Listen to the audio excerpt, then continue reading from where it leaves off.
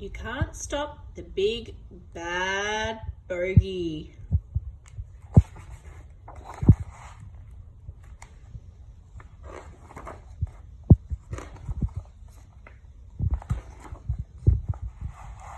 Once upon a time, in a faraway land, a massive dragon ate a bogey.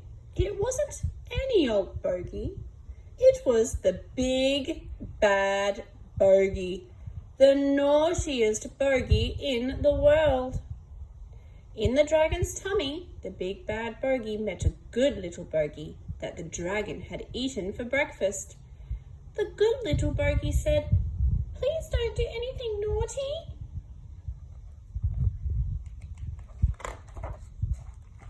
But the Big Bad Bogey went bouncing around, tickling and twisting things just to show him.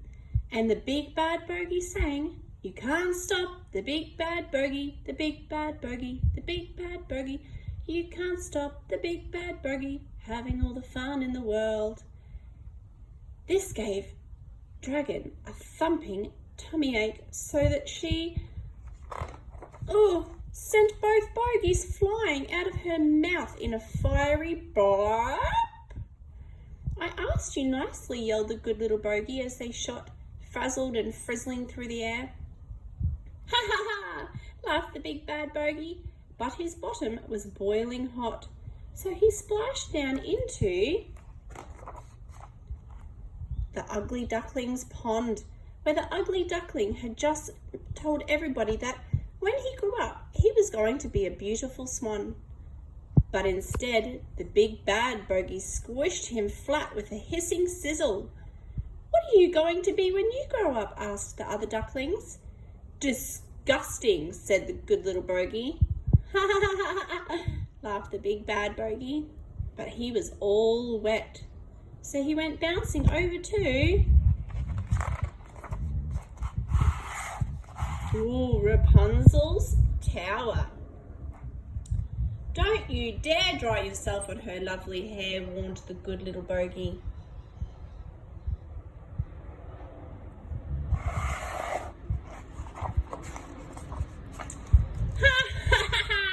Laughed the Big Bad Bogey, and he grabbed the good little bogey and they both went sliding down it.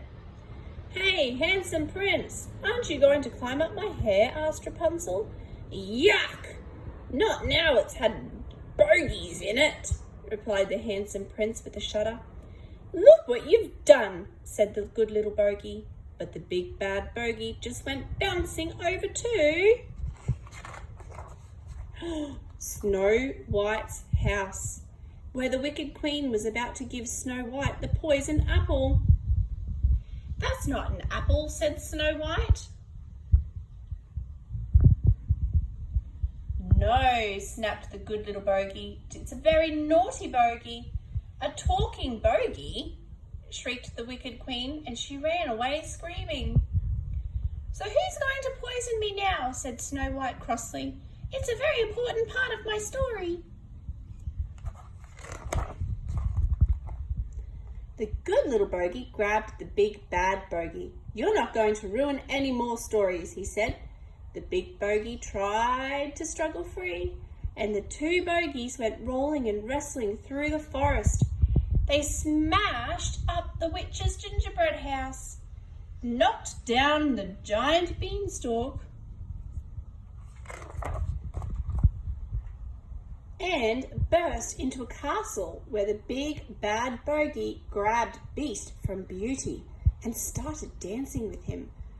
"Wait," said Beauty. said the Big Bad Bogey. "It's not funny. You have been enormously naughty. You have spoiled everything, and you should feel very ashamed indeed. Don't you know that bogies don't have to be horrible? You could be caring and thoughtful and kind, just like me."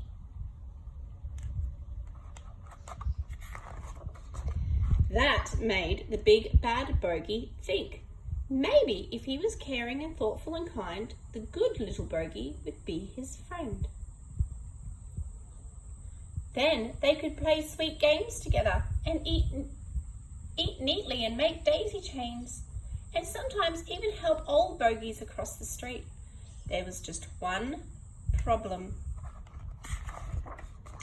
The Big Bad Bogey didn't want to, so he jumped up and down singing, "You can't stop the Big Bad Bogey, the Big Bad Bogey, the Big Bad Bogey. You can't stop the Big Bad Bogey, having all the fun in the world."